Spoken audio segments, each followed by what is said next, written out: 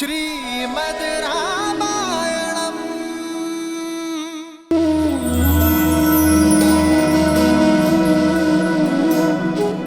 राम, आज तक किसी ने मेरा सत्य जानना नहीं चाहा, लेकिन केवल तुम हो राम, जिसने बिना किसी भय के इस पत्थर की भावना को समझा। तो सुनाइए वो सत्य मां जो बरसों से इस प्रतिमा के पीछे छुपा है।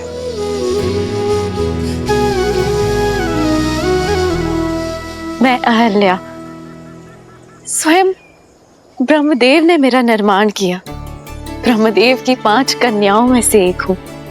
वैसे तो इस संसार ने सुंदरतम स्त्रियों में स्थान दिया, लेकिन महर्षि गौतम ने अपने जीवन में अपनी पत्नी बनाकर स्थान दिया। प्रसन्न थी मैं, सब कुछ था मेरे पास। महर्षि गौतम जैसे ज्ञानी पति का प्रेम और सतानंद जैसा प्यारा संस्कारी पुत्र। निश्चिंत थी मैं कि मेरे जीवन में कुछ अनुचित नहीं हो सकता, पर ये मेरा भ्रम था। नहीं जानती थी मैं कि मेरा रूप ही मेरा शत्रु बन बैठेगा। नहीं समझ पाए कि कब देवराज इंद्र की कुदृष्टि मुझ पर पड़ गई। नहीं जानती थी मैं कि देवराज इंद्र उस अवसर की प्रतीक्षा कर रहे हैं जो मेरे जीवन में आपदा बनकर आने वाला था, मेरा संसार बिखेर देने वाला था।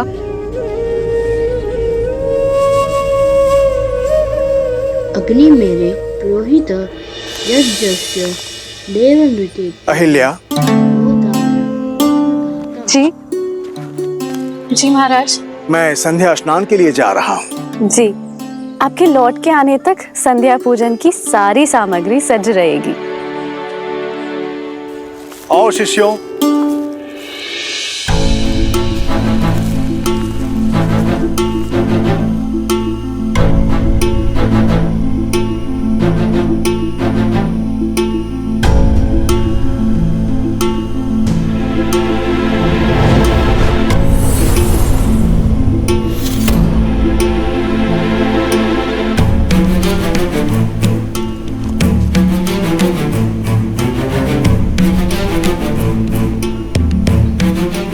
पुत्र सतानंद, तुम्हारे पिताश्री संध्या स्नान के लिए गए हैं और अपने वस्त्र यहीं पर भूल गए। तो जाओ और तुम्हें दे के आओ। जी माँ।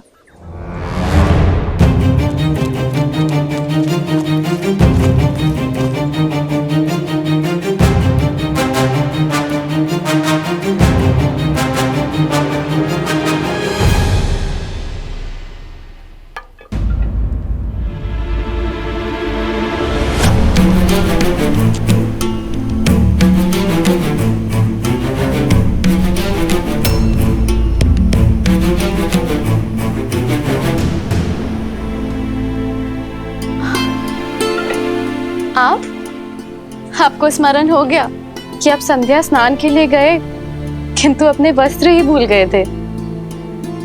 मैंने सतानंद को भेजा है आपके वस्त्र लेकर।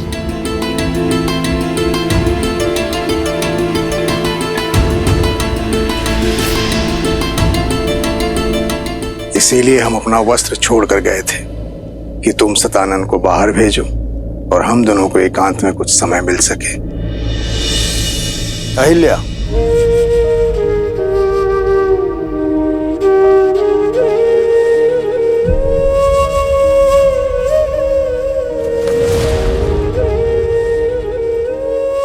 राम, इंद्र की शक्तिशाली माया जाल में फंस गई। नहीं समझ पाई कि मेरे पति के रूप में कोई और था और वहां अनर्थ हो गया।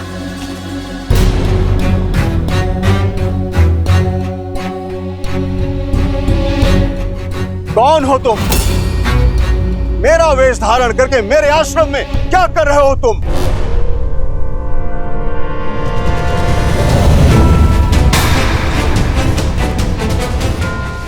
इंद्र? देवता होते हैं मनुष्य और ऋषियों की रक्षा के लिए, परंतु तुम एक ऋषि पत्नी के साथ, ना ही तुम देवराज होने के योग्य हो, ना ही यज्ञ की आहुति प्राप्त करने के योग्य। नहीं ऋषिवर, मुझे क्षमा कर दीजिए, मुझसे बहुत बड़ी भूल हुई है ऋषिवर। तुम्हारे पाप के कारण जीवन के प्रत्येक क्षण में तुम्हें शाप भोगने के योग्य हो तुम।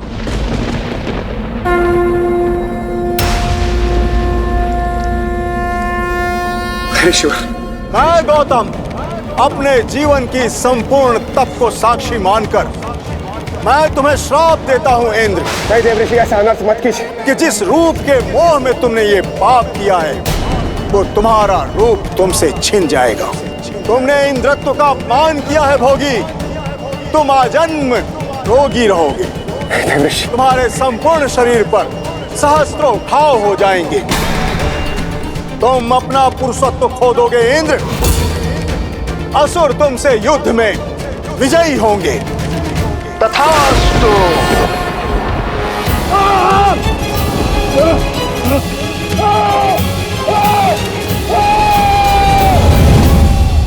ऋषि गौतम की आंखें पथराई हुई थी। वो मौन थे, मौन, जो मेरे जीवन में महाचक्रवात लाने वाला था। क्या अपराध था मेरा ये कि मैं एक सती होके अपना सत्य सिद्ध नहीं कर पाई,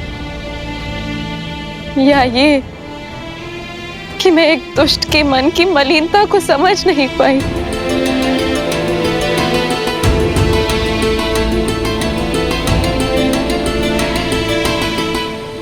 सच में तुम्हें ज्ञात नहीं था कि वो मैं नहीं हूं। आपको संदेह है मुझ पे? अगर अनुमान होता तो क्या मैं देवराज? जब वो मेरे समक्ष आए तो मुझे भ्रमित कर दिया। इंद्र के रूप में नहीं, अभी तो बिल्कुल आपकी तरह लग रहे थे वो, और माया से मुझे। अहिल्या! इंद्र तो पापी है, परंतु तुम तो पतिव्रता हो ना। फिर तुम्हें यह कैसे अनुमान नहीं हुआ कि यह इंद्र की माया है? उसने तुम्हें स्पर्श किया और तुम्हें अंतर का अनुभव तक नहीं हुआ। मानने को मैं सच नहीं कि कोई स्त्री किसी के निकट रहने के पश्चात भी यह अनुभव न कर सके कि वो उसका पति नहीं है। सत्य बोलो अहिल्या, एक ऋषि पत्नी होने के पश्चात भी ऐसा तुच्छ व्यवहार। चरित्रहीन हो तुम।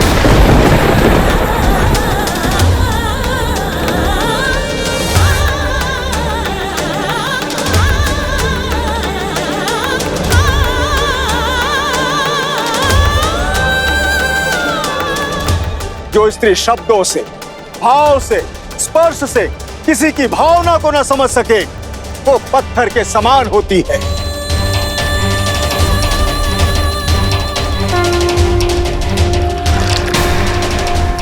मैं तुम्हें श्राप देता हूं कि इसी क्षण तुम पत्थर की प्रतिमा में बदल जाओ, सदा सदा के लिए। तथास्तु।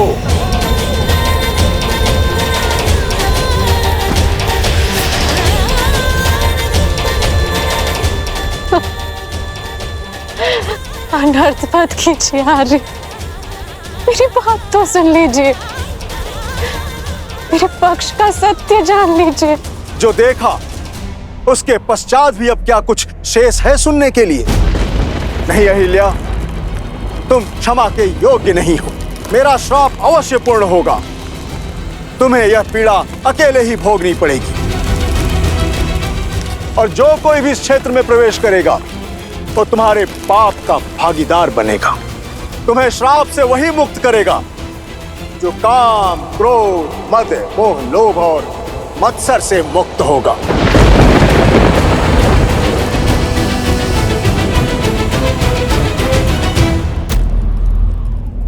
माता,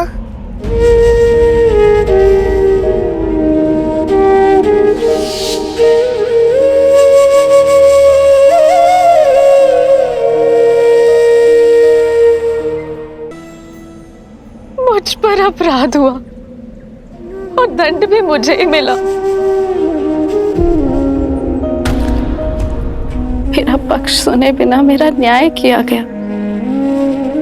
तब से मैं प्रतीक्षा में हूं कि कोई आए और मेरी पीड़ा सुने। और अब तुम आए हो राम। इनकी बात पर विश्वास नहीं किया जा सकता। महर्षि गौतम जैसे महान ऋषि क्या ऐसी शाप दे देंगे?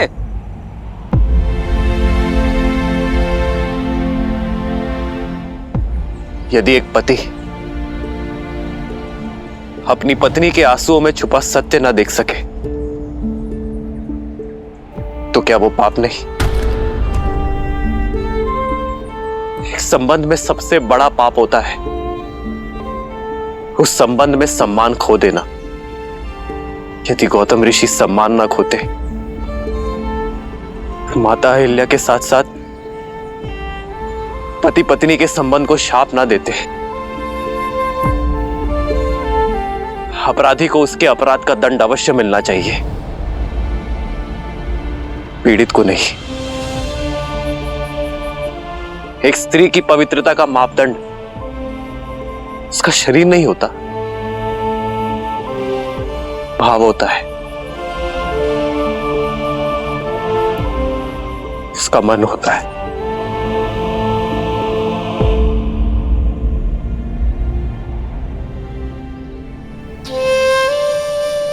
मैं लज्जित हूं मां कि आपके पति ने आपकी पीड़ा नहीं समझी, किंतु ये पुत्र समझता है। आप निष्पाप है मां, आपको दिया गया शाप अनुचित था।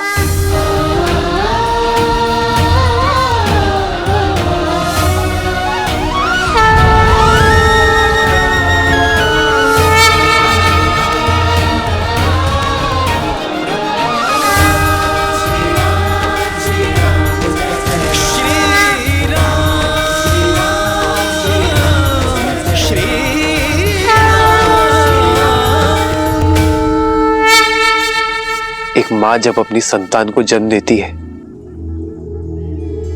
तो कुछ देर के लिए मूर्छित हो जाती है, पथरा जाती है। संतान का रुदन, उसके आंसू, उसके पांव का प्रहार उसे जगाता है मां, संसार में फिर से लाता है। ऐसा ही आपका पुत्र आपको जगाने आया है मां। जाग जाइए मां, लौट आइए।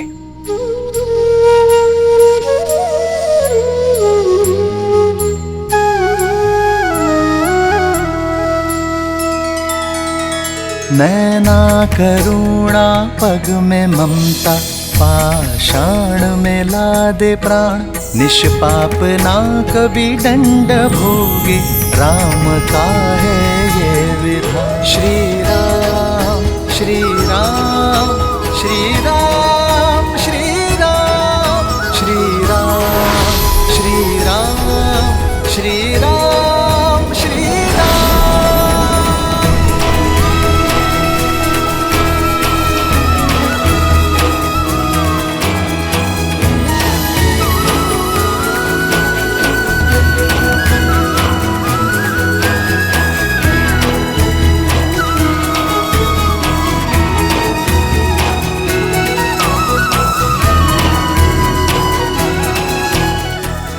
माता,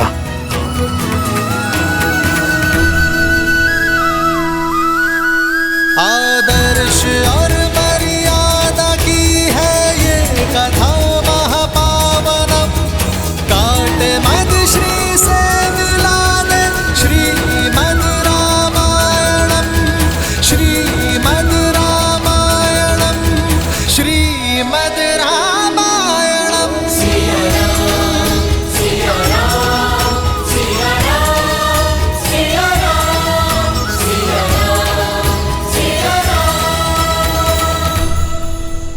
माता, माता, पुत्र, माता,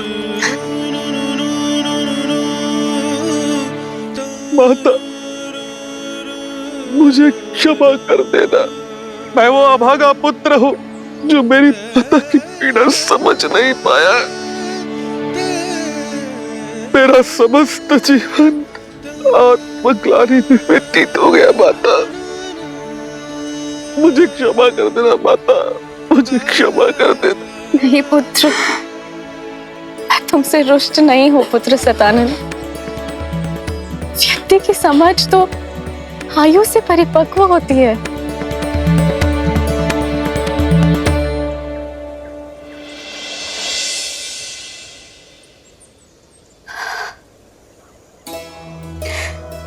मेरे जाने का समय हो गया है राम, और जीवन का उद्देश्य भी, जो कदाचित तुम्हारी यात्रा में आकर संसार को संबंधों की सीख देना था। आज तुम्हारे सत्य ने मुझे मोक्ष दिलाया है। जैसे मैं केवल राम का नाम लेकर इस संसार से जा रही हूँ, उसी प्रकार सभी सिर्फ तुम्हारा नाम लेकर ही साथ जाएंगे।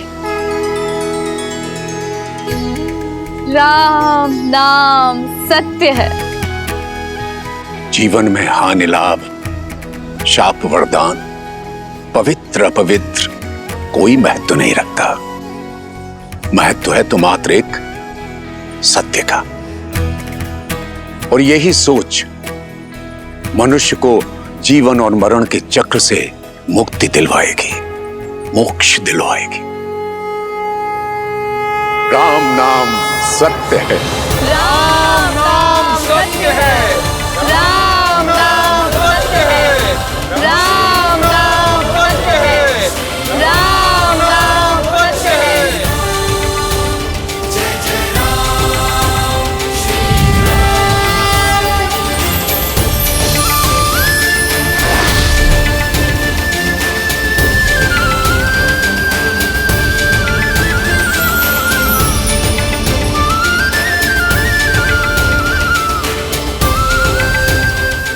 अद्भुत। राम नाम सत्य है। हाँ देवी, राम नाम से बड़ा सत्य तो इस संसार में और कोई हो ही नहीं सकता। क्योंकि श्री राम जैसे मनुष्य अपने अपयश की चिंता किए बिना दूसरों की पीड़ा हरते हैं। अपने विषय में सोचे बिना दूसरों के विषय में सोचते हैं। अब ऐसे मनुष्यों के जीवन का मार्ग तो सत्य से ही परिपूर्ण होगा। वहीं दूसरी ओर रावण जैसे लोगों के लिए उनके व्यक्तिगत लाभ, उनके अभिमान, उनके यश से बढ़कर और कुछ नहीं होता। और यही कारण था कि रावण सीता के स्वयंवर में जाने के लिए सज्ज हुआ।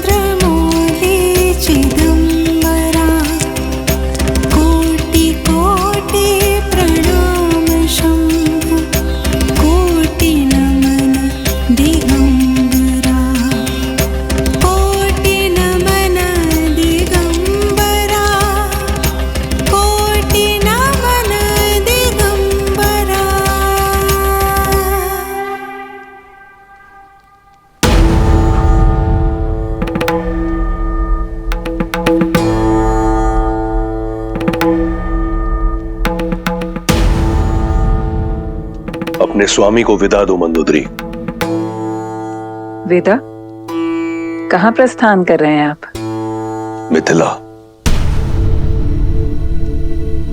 मिथिला? स्वयंवर में, जहां से लंका के लिए निमंत्रण ही नहीं आया। निमंत्रण अतिथि को दिया जाता है, विजेता को नहीं। 14 लोगों के स्वामी को स्वयंवर का निमंत्रण न देना किसी चुनौती से कम नहीं मंदोदरी। पर हमारे पुत्र मेघनाथ का तो विवाह हो चुका है और दूसरी पत्नी की चाह भी नहीं है उसे। मैं मिथिला मेघनाथ के लिए नहीं जा रहा।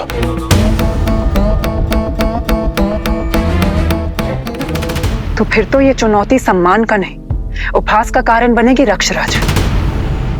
आपकी आयु तो जनक से भी अधिक है। निसंदेह, परंतु ना मैं जनक हूं और ना सीता का पिता। और आयु उन्हीं की बढ़ती है जो स्वयं को वृद्ध माने। इतने वर्षों पश्चात मेरा प्रेम, मेरी सेवा आपके लिए कम पड़ गई।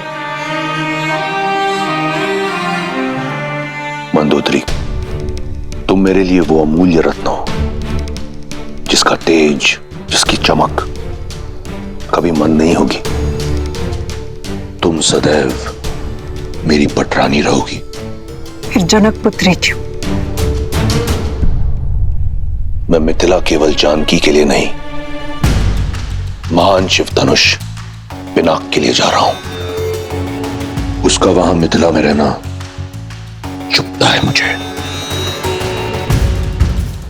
जब महादेव का परम भक्त यहां लंका में है तो उनका पावन धनुष वहां मिथिला में क्यों? मैं उसे यहां लेकर आऊंगा अपनी भक्ति के प्रसाद के रूप में। और यदि जानकी मेरी वीरता का पुरस्कार बनकर यहां आती है तो इसमें क्या बुराई है? जो आप करने जा रहे हैं वो अनुचित है लंकेश।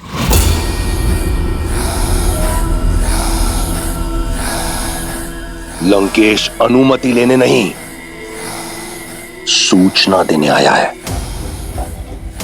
दशानन की नई रानी के स्वागत की तैयारी करो।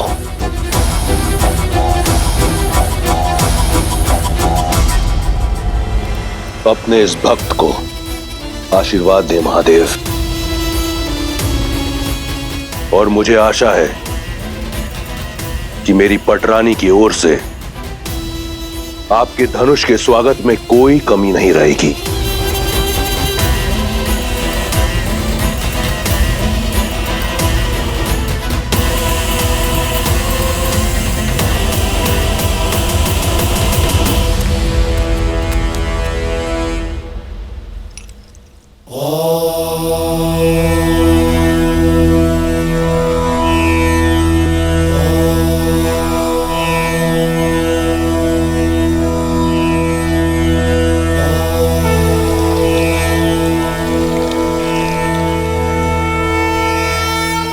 गुरु सदानंद के मन की व्यथा शांत करना महादेव। दीदी, दीदी सुनो। मैं पूजा कर रही हूँ उर्मिला। दीदी, आचार्य सदानंद गौतम ऋषि के आश्रम से लौट आए। कहाँ है वो? दशरथ नंदन भी आए उनके साथ? वो तो पता नहीं, कदाचित साथ हो। गुरुदेव तो आते ही राजसभा में चले गए थे पिताश्री से भेंट करने के लिए।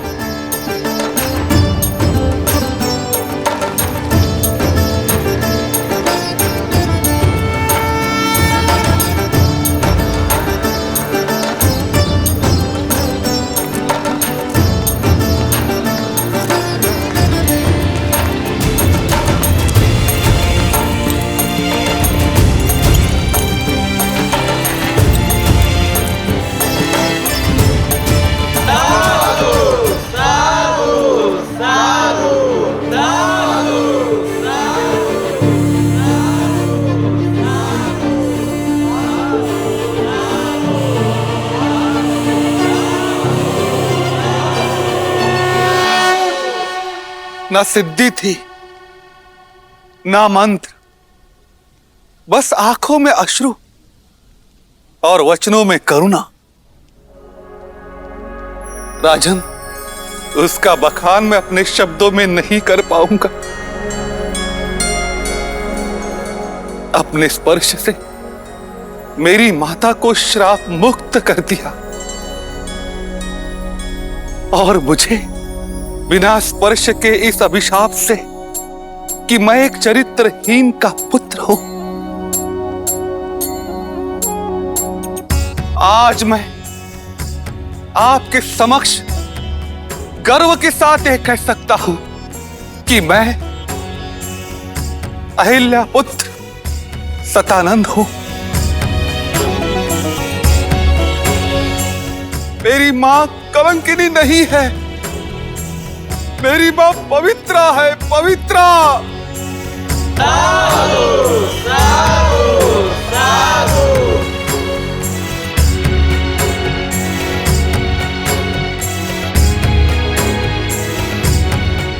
पुत्री सीता, तुमने उचित कहा था, महादेव ने मार्ग दे दिया। अब तुम्हारे इस गुरु को शांति की खोज के लिए कहीं और जाने की कोई आवश्यकता नहीं। इस समस्त संसार में वस्तु, संपत्ति, शक्ति का कोई मोल नहीं है। मोल है तो केवल राम नाम का। राम नाम सत्य है, राम नाम सत्य है, राम नाम ही सत्य है, राम नाम ही सत्य है, राम नाम ही सत्य है, राम नाम ही सत्य है। गुरुवर, ऐसे धीर के तो हम भी दर्शन करना चाहेंगे। ऋषि विश्वामित्र मिथिला के इतने निकट हैं, तो आप उन्हें न्योता देते ताकि हम उनकी सेवा कर पाते, और सेवा के साथ साथ हमें दशरथ नंदन के भी दर्शन हो जाते।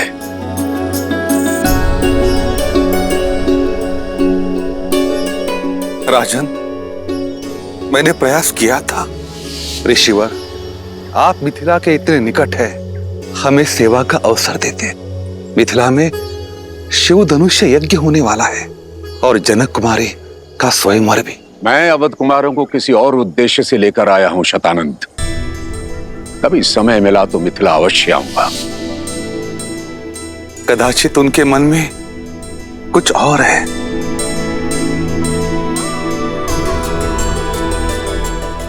जैसी महादेव की नियति। यदि महादेव चाहेंगे तो ऋषि विश्वामित्र भी हमें दर्शन देंगे और दशरथ नंदन राम भी। अवश्य महाराज। ये क्या? विश्वामित्र तो ब्रह्म ऋषि हैं। वे जानते हैं कि सीता केवल राम की ही होनी है। फिर विश्वामित्र ने मिथिला जाना अस्वीकार क्यों कर दिया? कदाचित इसलिए क्योंकि वो ब्रह्म ऋषि हैं। कदाचित इसलिए कि वो उस क्षण की प्रतीक्षा कर रहे थे जब यह निर्विवाद रूप से सिद्ध हो जाए कि श्री राम से श्रेष्ठ और कोई नहीं। कदाचित इसलिए भी क्योंकि अभी किसी और के मिथिला पहुंचने का समय हुआ है।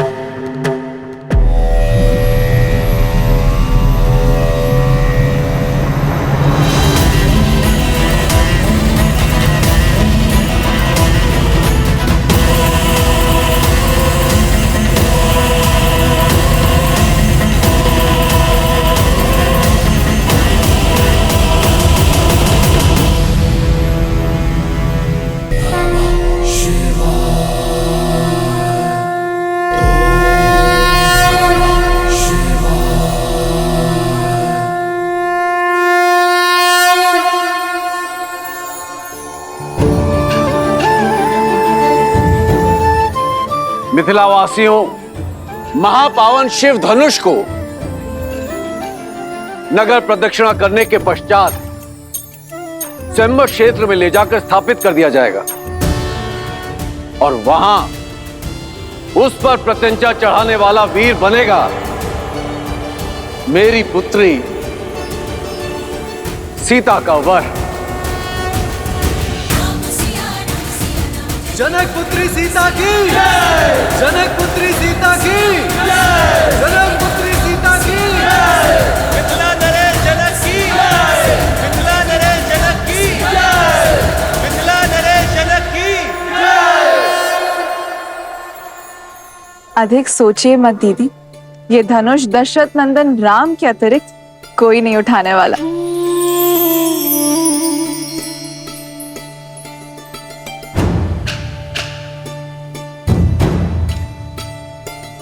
अनुष्ठान प्रारंभ करो।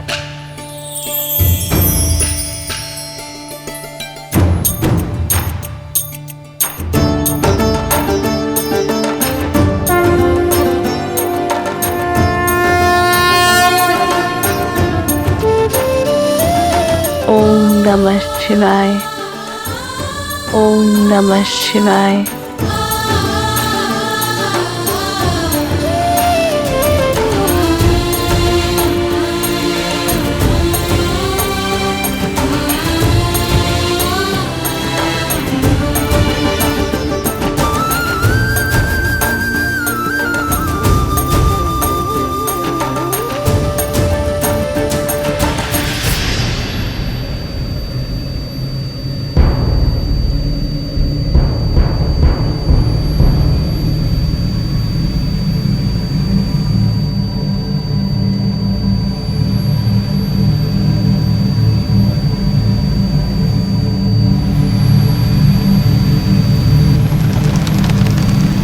पुष्प विमान अर्थात रावण यहाँ आया।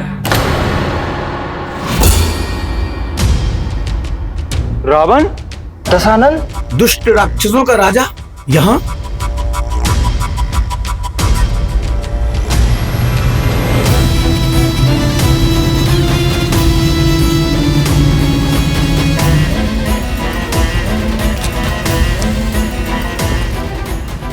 महादेव का पिनाक तो यहां है, अर्थात स्वयंवर आरंभ होने में समय है।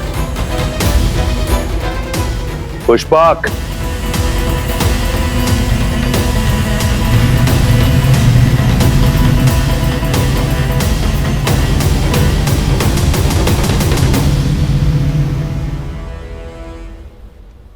आर्य, बिना निमंत्रण रावण का यहाँ आना, क्या उद्देश्य हो सकता है उनका?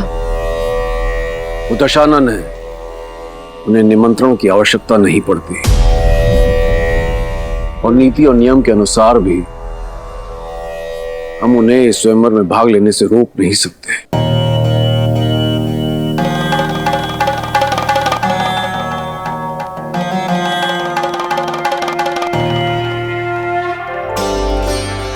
मुझे पूरा विश्वास है आप मेरे लिए जो भी करेंगे शुभ ही होगा।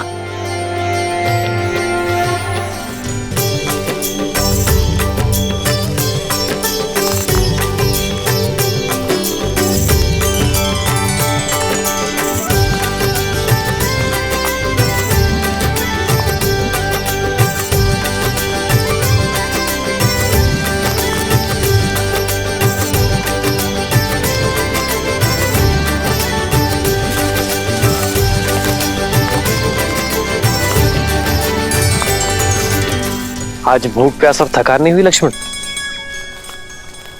गुरु और काले जा रहे इसकी शंका तो नहीं है तुम्हें? आज मैं शंकित नहीं हूं भाई, अभी तो दृढ़ता से तत्पर हूं, क्योंकि मैं जान चुका हूं कि गुरुदेव हमें जहां भी ले जा रहे होंगे किसी कारण से ही ले जा रहे होंगे।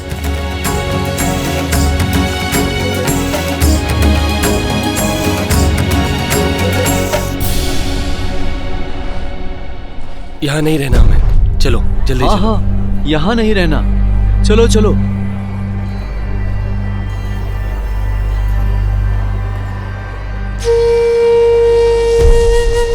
भैया सुनिए, आप सभी इतने चिंतित और भयभीत होकर जा कहाँ रहे? मत पूछो, बस यहाँ नहीं रहना हमें, जाने दो हमें, नरक है ये स्थान। परंतु मित्र, इतने सुंदर स्थान में समस्या क्या है? ये स्थान शापित है, हमें हमारे भाग्य पर छोड़ दो युवक।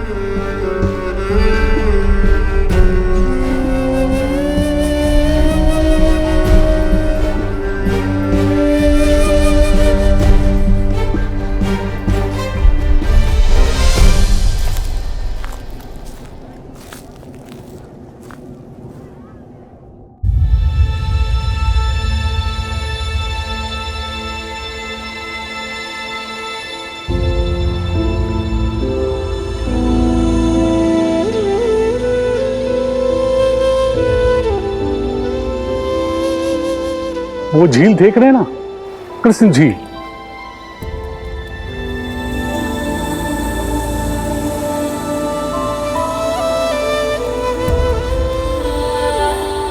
अचानक वहां से जल का वेग आता है और बाढ़ आ जाती है।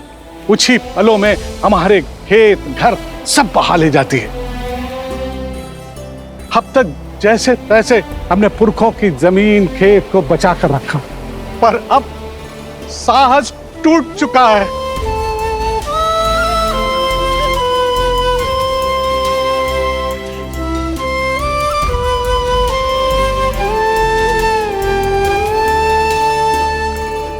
समाधान भागने में नहीं, साधने में है। प्रयास किए, पर कोई भी इस बाढ़ को नहीं रोक पाया। जिसने भी प्रयास किया वो मारा गया। राक्षस शंखचूड़, उसकी पत्नी देवी तुलसी और नारायण की कथा तो सुनी है ना। वो झील साधारण नहीं है, देवी तुलसी के मन की पीड़ा से भरी हुई है।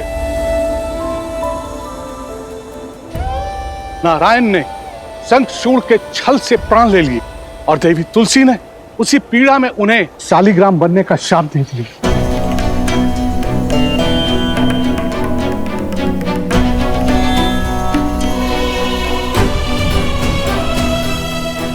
ये शालिग्राम नारायण के चिन्ह है, शापित होकर पड़े हैं गंडकी नदी के तट पर। जहां ईश्वर ही शापित हो, वहां मनुष्य के प्रयास से क्या होगा।